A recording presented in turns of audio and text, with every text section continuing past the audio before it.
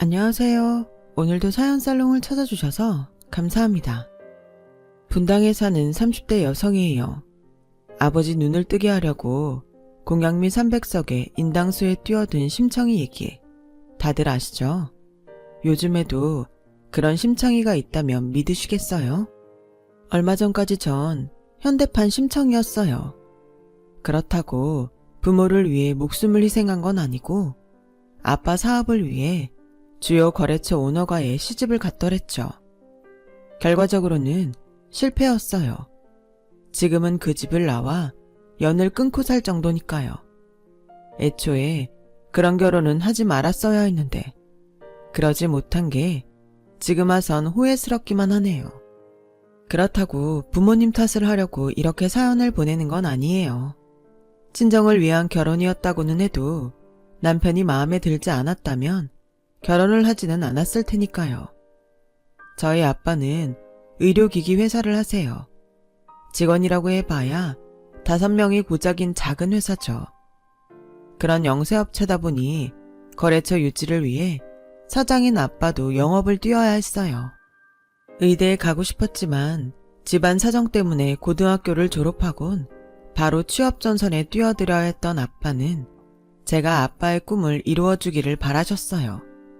접대를 마치고 술에 취해 돌아오는 날이면 아빠는 술 냄새를 폴폴 풍기며 저에게 그러셨어요.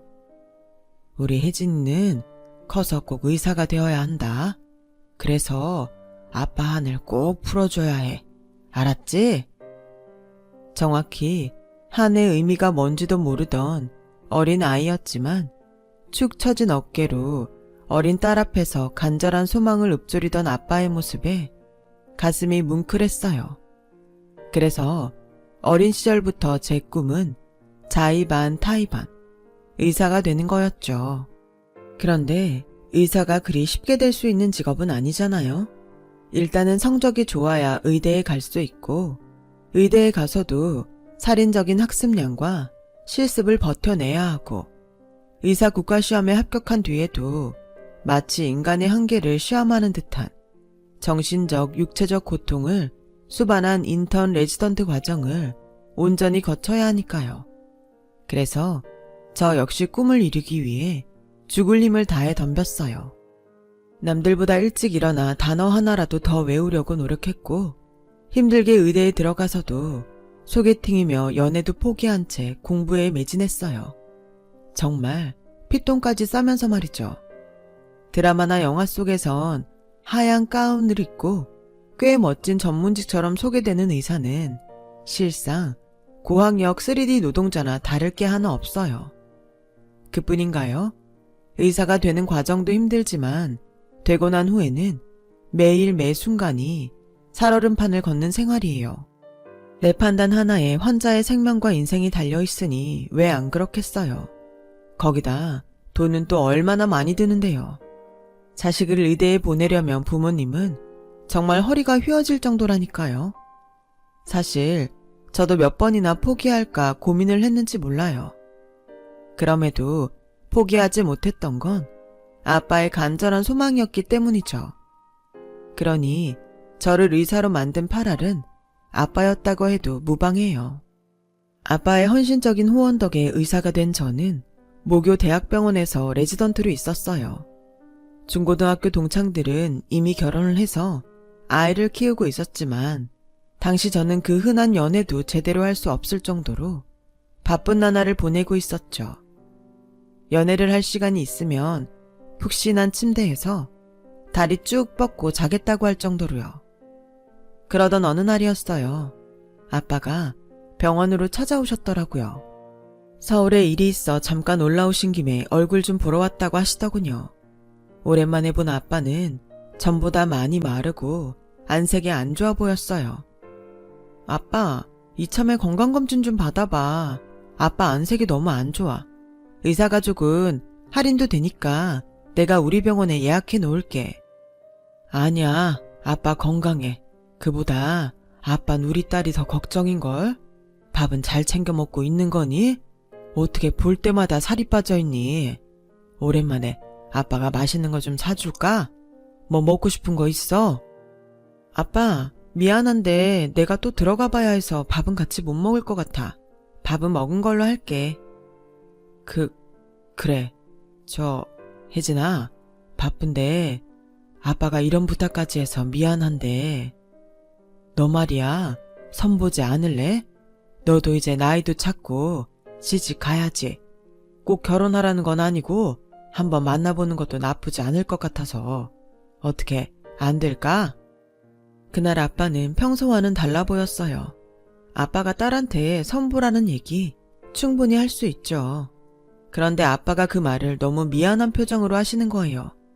그때는 응급콜이 들어와서 나중에 다시 이야기하자고 하곤 서둘러 자리를 떴는데 하루 종일 아빠의 표정이 머리에서 떠나지 않더라고요. 그래서 아빠한테 전화를 했어요. 혹시 그 선자리에 내가 나가야 하는 이유가 있는 거냐고요. 그랬더니 아빠가 잠시 말을 잇지 못하더라고요. 그러더니 딸, 아빠가 괜히 걱정을 끼쳤나 보구나. 그냥 우리 딸 처녀 귀신 될까봐 걱정돼서 그랬던 거야. 그러니까 너무 신경 쓰지 마. 말은 그렇게 했지만 신경을 안 쓸 수는 없었어요. 그래서 엄마한테 전화를 했더니 그러더라고요. 사실 아빠 회사 거래처 원장님이 너를 자기 아들이랑 선 좀 보게 해달라고 부탁을 했던 모양이야. 큰 거래처라 거절도 못하고 네 아빠 며칠을 뜬 눈으로 보냈다.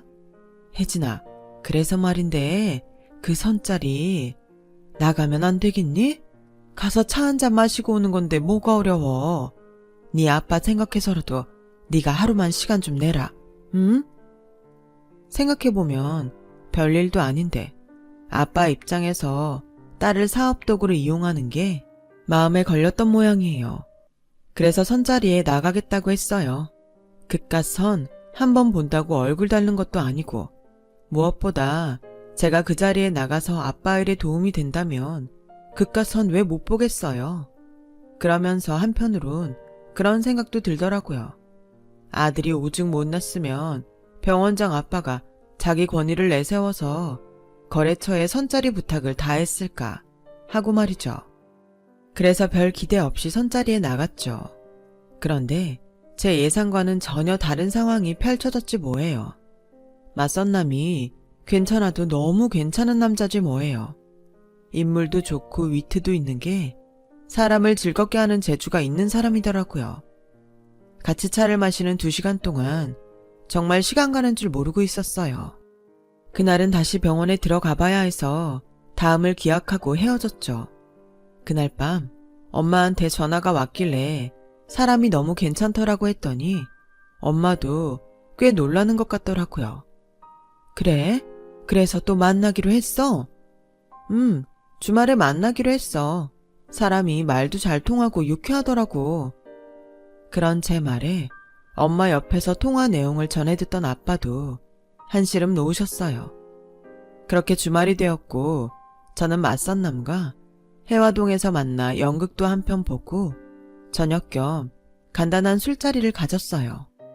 겨우 2번째 만남이었는데도 전부터 알고 지내던 사이처럼 너무 편하고 좋더라고요. 이런 사람이라면 평생을 같이 살아도 친구처럼 즐겁게 살 수 있을 것 같다는 생각이 들었죠. 그리고 그건 저 혼자만의 생각은 아니었던 모양이에요. 아빠랑 원장님이 통화를 하셨는데 그 집 아들이 저를 마음에 들어 한다고 그러시더래요. 그러시면서 결혼을 전제로 사귀면 어떻겠냐고 물으셨대요. 비록 맞선을 보는 과정은 찜찜했지만 그래도 상대가 괜찮은 사람이라 저도 더 만나보고 싶다는 생각이 들던 참이었어요. 물론 잘 되면 좋겠지만 혹시라도 만나다 헤어지기라도 하면 아빠 회사에 타격이 생기진 않을까 걱정이 됐던 것도 사실이에요.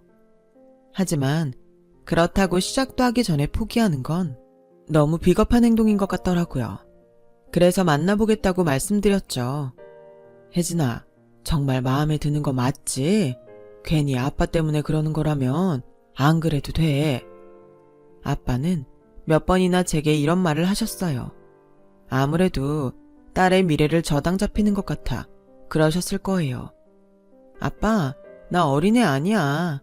아빠 때문에 만나겠다고 하는 거 아니니까 너무 걱정하지 마. 정말 그 사람이 마음에 들어서 그러는 거니까 미안해하지 말라고요.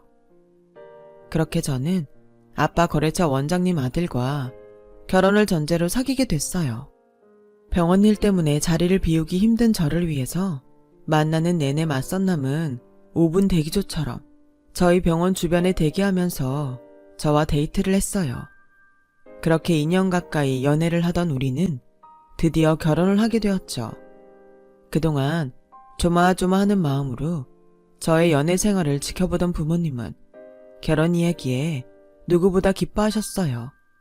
그건 아빠 회사 직원들도 마찬가지였죠. 대형병원 원장님과 사돈을 맺었으니 앞으로 거래처 때문에 마음 졸이는 일은 없겠다 생각한 거였죠. 어떻게 보면 병원 측이나 아빠 회사 측이나 서로 윈윈하는 관계가 된 거죠. 그런데 결혼 약속을 하고 처음 시댁을 찾던 날 아버님이 그러시지 뭐예요. 이제 곧 우리 집 사람이 될 테니 내가 뭘 숨기겠니? 내가 널 며느리감으로 일찌감치 점 찍은 이유는 하나다. 네가 의사기 때문이야. 사실 난 아들 녀석한테 내 병원을 물려주고 싶었는데 이놈 성적이 안 돼서 의대를 못 들어갔지 뭐니. 아들이라고 하나 있는 게 이 모양이니 어쩌겠니? 의사 며느리라도 들여서 병원을 이어가는 수밖에. 그래서 말인데 너 지금 다니는 병원 언제까지 다닐 생각이냐? 이참에 그만두고 내 병원으로 와라. 어차피 너한테 물려줄 병원인데 미리 와서 분위기도 살피고 정들여 놓으면 좋지 않겠니? 제게 병원을 물려주시겠다는 말은 감사했지만 그렇다고 당장 그만두고 아버님 병원으로 들어가고 싶지는 않았어요. 그래서 솔직히 말씀드렸죠. 아직은 대학병원에 남고 싶어요. 여기선 더 많은 경험도 할 수 있고 수술도 더 많아서 능력을 키우는 데도 도움이 될 것 같거든요. 말씀은 감사드리지만 아직은 그러고 싶지 않습니다. 죄송합니다. 그랬더니 어머님이 버럭 소리치셨어요. 너 아주 당돌한 애구나. 다른 것도 아니고 병원을 준다는데도 그깟 거 하나 못 들어주니? 솔직히 우리가 아들이 둘만 됐어도 너 며느리로 안 들였다. 어디 고마운 줄도 모르고 건방지게? 아직은 그러고 싶지 않아요, 오라니. 기가 막혀서 정말. 어허, 어디서 여자가 큰 소리야. 나 아직 며느리랑 얘기 안 끝났으니까 당신은 좀 빠져요. 아가, 내 뜻이 정 그렇다면 더는 강요 않겠다. 하지만 너무 오래 기다리게 하지는 말아라. 알았지? 네, 아버님. 중간에 어머님이 큰 소리를 내시기는 했지만 그걸 빼고는 별 문제 없이 인사를 드리고 올 수 있었어요. 한편 우리 집에선 사위의 방문에 부모님 모두 쌍수를 들고 환영이셨죠. 그동안 저 없는 동안에도 저희 집에 자주 드나들던 터라 더 그랬죠.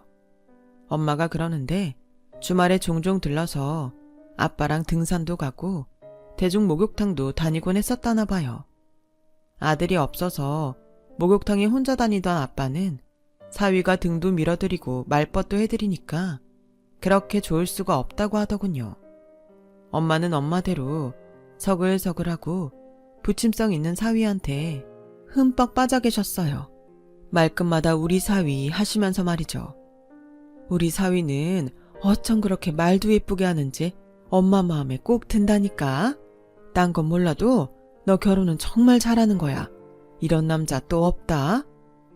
그렇게 좋으면 이참에 아빠 버리고 엄마가 데리고 살지 그래? 그럴 수만 있다면 당장 그러고 싶다. 처음엔 땡땡병원 원장 아들이라서 좀 껄끄러웠던 것도 사실인데 만나보니 사람이 진국이더라. 여자가 남편 하나 보고 시집가는 건데 이 정도 남자면 내 딸 걱정 안 해도 되겠다 싶더라고. 그러니 잘 살아. 누가 보면 내가 도살장에 끌려가는 손 줄 알겠네. 좋으면 좋은 거지 그 눈물은 또 뭐야. 나 누구보다 잘 살 테니까 내 걱정 그만하고 사세요. 그때까지만 해도 저는 별다른 걱정이 없었어요. 남편과 제 직장이 서울이라 당연히 분가를 해야 하니 시집살이 할 걱정도 없었고 시부모님이 살갑지는 않아도 저를 못살게 괴롭히는 분들도 아니었으니까요. 시간이 지나 서로 익숙해지길 기다릴 뿐이었죠. 그런데 결혼 생활이 그리 내 마음대로 흘러가지는 않더라고요. 결혼을 하고 처음 맞는 명절이었어요. 병원 일이 바빠서 명절 당일 아침에야 시댁에 들리게 됐는데 그게 어머님 신기를 불편하게 했던 모양이에요. 제가 현관에 들어서자마자 참았던 화를 쏟아내듯 버럭 소리를 치셨어요. 니네 병원엔 의사가 너뿐이라더냐? 시집와서 처음 맞는 명절인데 어쩜 시애미한테 일을 시켜? 네가 얼마나 잘난 의사인지는 몰라도 나한텐 그저 며느리다. 며느리 본분이 뭐냐? 남편 건사하고 시부모 잘 모시는 거 아니니? 그런데 지금이 몇 시냐? 어떻게 된 게 시집 온 지 2달도 안 된 며느리가 시애미한테 조상 차례상을 차리게 해? 병원 핑계 댈 거 없다. 그러게 진작 너보고 그러지 않든 대학병원 그만두고 우리 병원 와 일하라고. 그랬으면 이런 일 없잖니. 어른 말을 동네 똥개 짖는 걸로 하니? 이거야 원? 이 나이에 내가 며느리 시집살이 하게 생겼으니? 그때 알았어요. 어머님이 왜 그렇게 저보고 아버님 병원에서 일하라고 하셨는지를요. 어머님은 그저 저를 가까이 두고 부려먹고 싶었던 거였어요. 차례도 지내기 전에 어머님이 소리를 지르시자 이번에도 아버님이 한 소리 하셨어요. 조상들 모셔놓고 어디서 큰 소리야? 병원 일 하다 보면 그럴 수도 있지. 그깟 차례상 하나 차렸다고 며느리를 쥐잡듯 잡아? 솔직히 전이랑 남을 당신이 한 것도 아니잖아. 괜히 명절 아침부터 큰 소리 내지 말고 어서 차례부터 지내자고. 아버님은 무뚝뚝하신 분이지만 결정적인 순간엔 제 편이 돼주셨어요. 이후로도 어머님은 사사한 것까지 트집을 잡아가며 저를 추궁하셨고 그럴 때마다 아버님과 남편이 번갈아가며 저희 바람막이가 돼주었어요. 그래서 아버님께는 늘 마음속으로 고맙게 생각하고 있었죠. 아버님의 본 모습을 보기 전까지는요. 결혼하고 2년이 넘었을 무렵 모처럼 휴가를 받아 남편과 친정에 갔어요.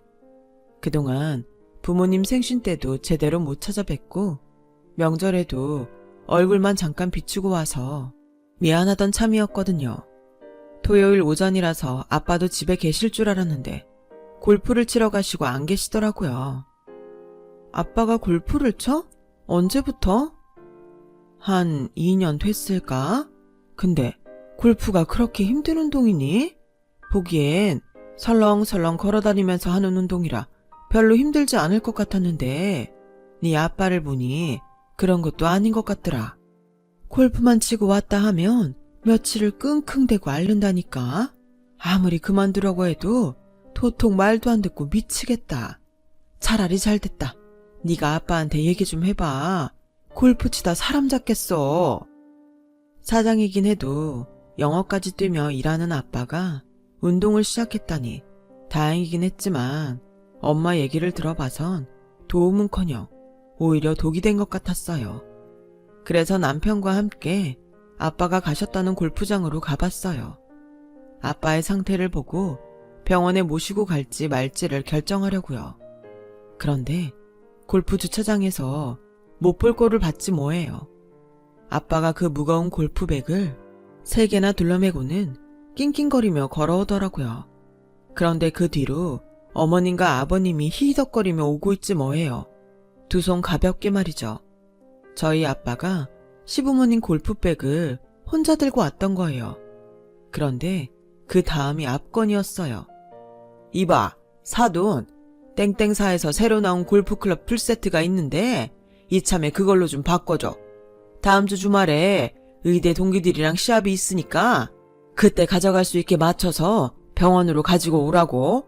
운동은 뭐니 해도 장비빨 아닌가. 어머, 그럼 나도 좀 바꿔줘요. 안 그래도 내 건 너무 낡아서 들고 다니기 창피했는데 잘 됐네. 기왕 사는 거 골프백도 하나 부탁해요. 사돈이랑 같이 골프 치니까 너무 좋다. 백도 들어주고 골프채도 사주고. 아참, 안사돈한테 이달 말에 우리 집 제사 있는 거 말했어요?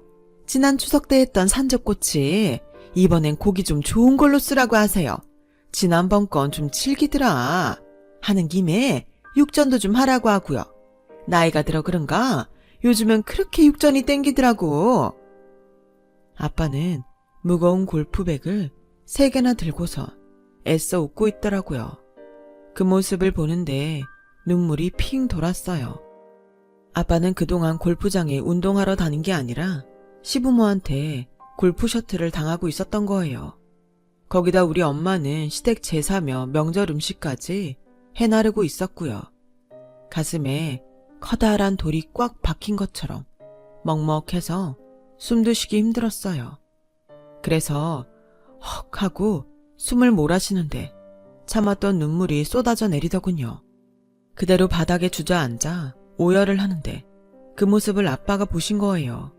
아빠는 들고 있던 골프 가방을 바닥에 뚝 떨어뜨리셨죠. 그랬더니 아버님이 득달같이 달려들어 저희 아빠를 밀치곤 재빨리 골프백을 집어들더군요. 미쳤어? 이게 얼마짜린데 떨어뜨려? 뒤이어 시어머니도 카랑카랑한 목소리로 빽 질렀어요. 어머, 미쳤나봐. 사돈 제정신이에요? 이걸 함부로 다루면 어떡해. 하여간 무식하면 힘이라도 세든가 뭐 하나 잘하는 게 없어. 어쩜 딸이나 애비나 마음에 드는 구석이 없어. 아우 짜증나. 그때였죠. 저와 함께 상황을 지켜본 남편이 소리쳤어요. 지금 뭐들 하시는 겁니까? 지금껏 장인어른한테 이런 식으로 행동해 오셨어요? 말씀해 보세요. 어떻게 사돈끼리 이럴 수가 있어요? 어떻게 사람을 이렇게 부릴 수가 있냐고요? 창피하지도 않으세요? 어머머, 얘 지금 누구 편을 들어? 정신 차려. 장인이니 부모니? 어떻게 엄마 아빠 앞에서 장인 편을 들 수가 있니? 네 처가 그렇게 하라디? 마누라가 예쁘면 처갓집 말뚝에도 저런다더니 네가 그 짝이구나. 여보, 당신이 뭐라고 좀 해봐요. 이놈의 자식이 어디 부모 앞에서 큰 소리야. 네 눈에는 장인만 보이고 애미애비는 안 보이냐? 그리고 우리가 뭘 그렇게 잘못했다고 그러냐? 네 장인은 나한테 사돈이기도 하지만 내 병원이 먹여 살리는 회사 사장이기도 해. 고객 접대하는데 이 정도는 기본이지? 뭐가 문제라고 따져? 이봐, 사돈, 내 말이 틀려? 틀리면 말을 해보라고. 아빠는 주먹을 부들부들 떨면서 안간 힘을 다해 참고 계셨어요. 그 모습을 보니 더는 못 참겠더라고요. 접대라고요? 아빠, 말해봐요. 지금 접대 중인 거야? 그런 거야? 미안하다. 난 그저 못난 친정아빠 때문에 네가 시댁에서 구박받을까봐 걱정돼서 거절도 못하고 바보처럼 못난 모습을 보였구나. 아빠가 미안하다. 들으셨죠? 저희 아빠는 사돈으로서 당신들의 만행을 참았던 건데 두 분은 접대를 받았다고 하시니 답 나왔네요. 두 분 수백만 원짜리 골프클럽에 빼까지 접대를 요구하신 거 맞죠? 어머, 얘는 방금 시아버지가 한 말 못 들었니? 왜 똑같은 걸 물어? 어머님은 접대로 저희 엄마가 만든 명절 음식에 제사 음식까지 받았고요. 확실하죠? 어머님이 콧방귀를 끼며 말했어요. 그래, 접대로 받았다. 왜? 그럼 두 분은 범법행위를 하신 거네요. 김영란법을 어긴 셈이라고요. 거기다 인신공격까지 했으니 이것도 그냥 넘길 수만은 없겠네요. 저 당장 경찰에 신고하겠어요. 그동안 당신들이 우리 아빠한테 뜯어간 거, 우리 엄마 노동력 착취한 거, 인간 같지 않은 행동을 하고도 창피한 줄 모르고 뻔뻔하게 막말한 거 법정에서 다 돌려받을 거라고요. 인간의 모습을 하고 있다고 해서 다 인간인 건 아니에요.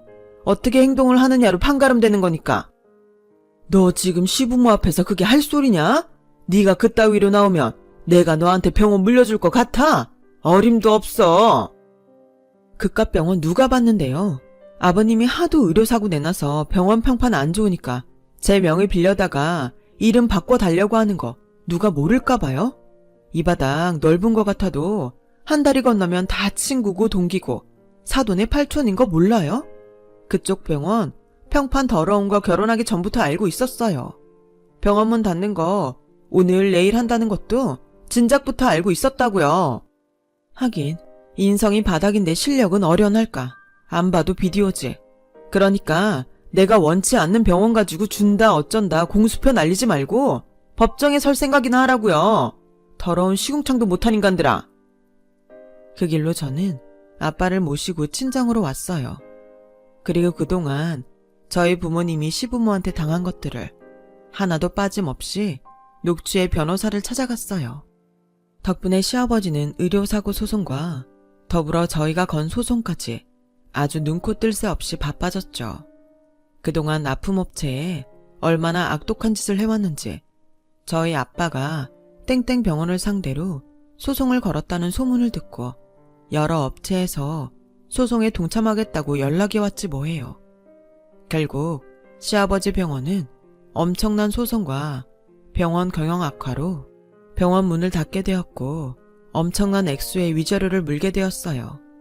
그리고 저 역시 남편과 이혼을 하게 되었고요.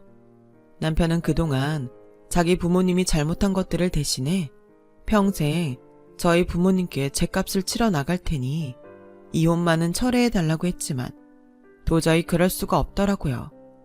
남편을 볼 때마다 그날 저희 아빠가 당하던 모습이 떠올라 속에서 천불이 났거든요. 그래서 눈물을 머금고 이혼을 감행했어요. 아무래도 그게 최선인 것 같아서요. 소송 이후 아빠는 회사를 정리하고 캠핑카를 구입하셨어요. 남은 인생은 엄마랑 여행을 다니면서 즐기고 싶으시다고요.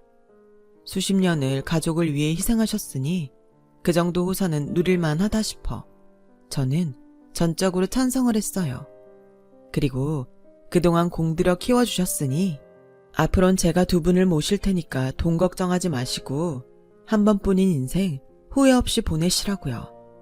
오래전 심청이는 부모를 위해 목숨을 바쳤지만 저는 월급을 바치려고요. 그래 봐야 제가 부모님께 받은 것에 비하면 세 발의 피일 테지만요. 제 긴 사연을 들어주셔서 감사합니다. 모두 건강하세요. 여러분, 사연 댓글에 응원과 현명한 조언 부탁드려요. 좋아요와 구독은 저에게 큰 힘이 됩니다. 오늘도 좋은 일 가득하세요.